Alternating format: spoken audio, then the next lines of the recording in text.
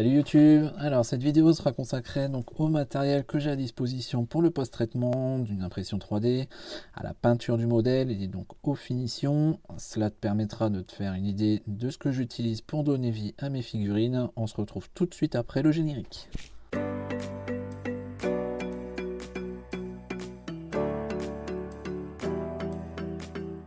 Cette vidéo sera divisée en deux parties. Dans la première partie, j'aborderai tout ce qui est post-traitement primaire et matériel de peinture, donc les pinceaux et l'aérographe. Et dans la seconde, on abordera les diluants, les peintures et les vernis.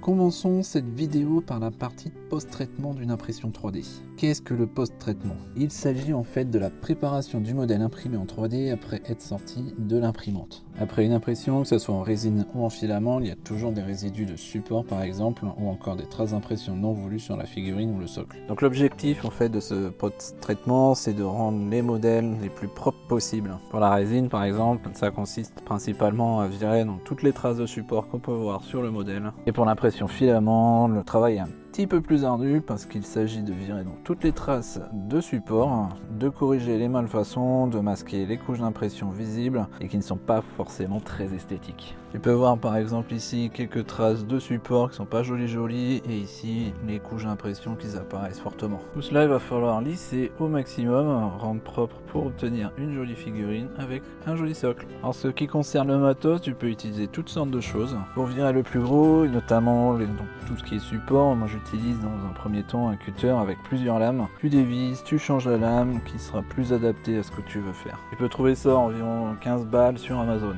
C'est très pratique et aujourd'hui c'est quasiment indispensable pour moi. Pour le ponçage, la partie la plus chiante d'un post-traitement, j'ai acheté des limes de plusieurs formes. Ça permet de poncer grossièrement avant d'affiner et de lisser. Tu peux trouver ça chez notre marchand préféré pour environ une douzaine d'euros.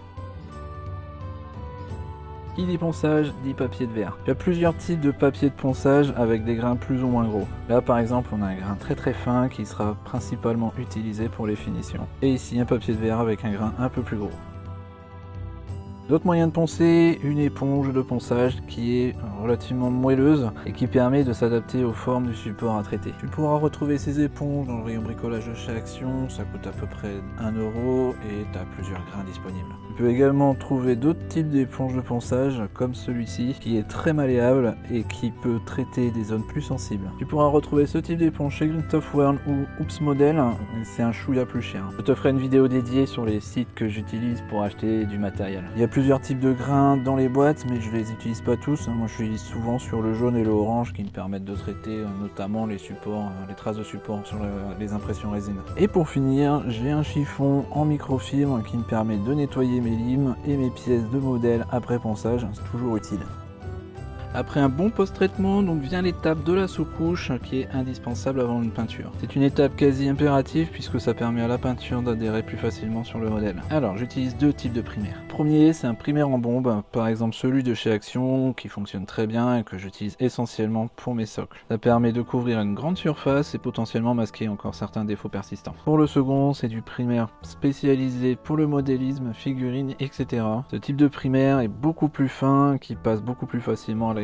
Je l'utilise principalement sur les pièces de figurines. Comme ce type de primaire est beaucoup moins épais, il camouflera beaucoup moins les détails comme les yeux, les doigts, etc. C'est donc beaucoup plus pratique au niveau de la précision. Pour le passage en aérographe, je te conseille tout de même une buse de 0,3 qui conviendra parfaitement à l'utilisation de ce type de primaire. Tu peux retrouver ce type de primaire entre 5 et 20 euros en fonction des marchands. Vigilance tout de même aux frais de port qui peuvent alourdir un petit peu la facture. Entrons dans le vif du sujet, la peinture. Petite présentation des pinceaux que j'utilise. Dans mon pot de pinceaux, tu trouveras plusieurs types et gammes de pinceaux. Des pinceaux de très basse qualité qui coûtent que dalle mais qui peuvent très bien faire le taf si tu débutes. Niveau prix, tu peux compter entre 10 et 20 balles le sachet de 15-20 pinceaux. Alors là, je risque de me faire des ennemis, mais tu peux également trouver des pinceaux chez Action qui étonnamment tiennent bien la route. Je m'en sers encore assez souvent pour des petites pièces qui ne nécessitent pas de gros détails au niveau peinture. Ils sont plutôt sympathiques et peuvent te rendre service de temps à autre. Comme je l'ai dit, tout le monde ne sera pas d'accord avec moi, mais j'estime qu'ils méritent d'avoir leur place dans un pot. Personnellement, ils m'ont bien dépanné. Après, pour faire de la peinture plus détaillée, j'ai ce type de pinceau avec une pointe fine par exemple. Je m'en sers principalement pour les détails de mes figurines comme les yeux ou des éléments de vêtements genre des boutons de veste. Ce sont des pinceaux qui coûtent un peu plus cher mais qui sont presque indispensables pour de la figurine. Comme tu peux voir, j'ai un peu de tout, j'ai même de vieux pinceaux défoncés comme celui-là qui me permet par exemple de mélanger la peinture. Sache que tu peux toujours faire quelque chose d'un pinceau qui est utilisé. Celui-ci par exemple j'utilise pour faire des brossages à sec. Celui-là m'a coûté la peau des fesses, c'est un Raphaël avec une pointe minuscule. Voilà, comme tu peux le voir, il faut pas un matériel super haut de gamme pour commencer la peinture. Au niveau budget, ça peut aller d'une quinzaine d'euros pour un lot de pinceaux jusqu'à 15, 20, 30 voire 40 euros le pinceau, ce qui reste quand même relativement onéreux. Après, tout dépend de la marque, la gamme, le type de poil, synthétique ou poil de marque, la pointe, etc. Bref, il y en a pour tous les prix. Passons à la partie des aérographes.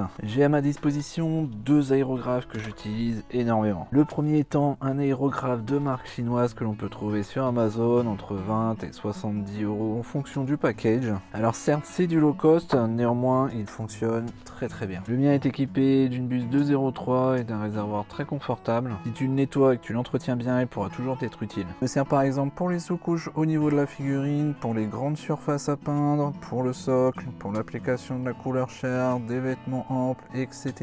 Si tu veux commencer l'aérographe, privilégie ce type de modèle. Cela te permettra de savoir si l'outil te plaît ou non. Alors c'est soumis à débat, il y en a qui disent que ce genre d'aérographe c'est de la merde. Moi perso, c'est le premier aérographe que j'ai eu et qui a répondu parfaitement à mes attentes. Je te conseille donc de partir sur ce type de modèle. Par contre, gros conseil que je peux te donner, prends un compresseur avec une cuve. C'est certes un peu plus cher, mais niveau confort c'est vraiment top. Il te permettra d'avoir un débit d'air constant et donc par extension un bon débit de peinture. Les compresseurs qui sont fournis avec des aérographes bas de gamme ne comptent pas dessus pour avoir une bonne qualité de peinture. Un bon compresseur coûte environ dans les 90 balles, tu trouveras des packages avec ce type de compresseur. Ensuite, le second aérographe que j'ai, c'est un Harder Estenberg. Ici, c'est le modèle Infinity CR+. C'est un aéro très haut de gamme. Je m'en sers principalement pour faire de la précision. Il est équipé d'une buse 2.015 avec un godet tout aussi confortable. Ce n'est pas le genre d'aérographe que tu vas utiliser pour faire de la sous-couche. Enfin, du moins, je te le conseille pas. C'est pour moi un aéro qui est fait pour de la précision et des tâches bien particulières. Il est réglable pour optimiser le débit de peinture et il est facilement démontable et nettoyable. Un autre conseil que je peux te donner justement concernant le nettoyage, c'est de systématiquement nettoyer tes aéros en fin de séance puisque la peinture aura tendance à vite sécher au fond du godet. Tu peux trouver des nettoyants pour aéros de diverses marques plus ou moins efficaces. Moi personnellement j'utilise du Airbrush Cleaner de chez Tamiya. Tu en mets quelques gouttes dans ton aéro avec une pipette compte-gouttes comme celle-ci. Tu laisses agir quelques secondes, tu mélanges bien avec un vieux pinceau et tu vides le tout dans un dévidoir similaire à celui que tu peux voir en arrière-plan. Un Harder Estenberg ça coûte environ 230-250 euros. Moi j'ai eu la chance de pouvoir me l'offrir, mais c'est relativement onéreux et c'est à toi de voir si tu veux investir tout de suite dedans ou pas. Petite note qui a son importance, c'est vis-à-vis des consommables liés aux aérographes. Il faut savoir qu'une buse et une aiguille ce sont des consommables, il va falloir que tu les remplaces de temps à autre. Concernant donc un modèle chinois, tu trouveras ce type de consommable pour une douzaine d'euros et pour un aérographe haut de gamme comme un Harder Estenberg, faut compter dans les 50 euros pour un kit. Je te laisse mater quelques modèles que j'ai réalisés avec un aérographe bas de gamme, on peut largement s'en sortir. Avec un peu de patience et d'entraînement, tu peux faire de très jolies choses. Alors certes, un aérographe bas de gamme a son lot de défauts, mais il a également son lot de qualité. Il ne faut pas rester sur des avis bien tranchés comme on peut le voir assez souvent. Je connais un paquet de personnes qui utilisent des aérographes bas de gamme et qui s'en sortent très bien et qui en sont surtout très contents. Voilà, je t'ai tout dit concernant mes aérographes, donc c'est la fin de cette première partie. Si celle-ci t'a plu, n'hésite pas à liker, à t'abonner. On se donne rendez-vous très bientôt YouTube. Allez, des poutous!